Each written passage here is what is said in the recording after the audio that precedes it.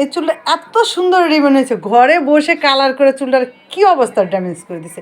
এই পার্লার আসতে পারো না তোমরা? কি এখন কথা বল না, হাসতে আসছো কিসের জন্য?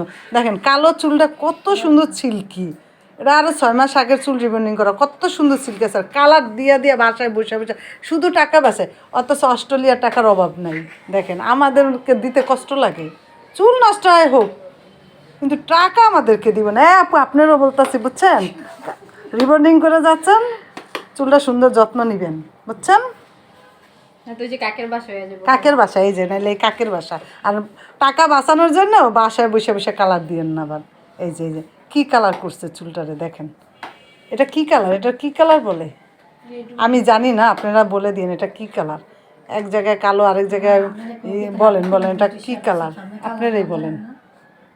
স্ট্রবেরি কালারের মতো, রেড ওয়াইন। দেখেন আমি তো আর জানি না, আপনারা বলেন এটা বাসায় বসে করছে, এটার কালার কি। এই যে টাকা বাঁচিয়েছে না, তাই এই অবস্থা।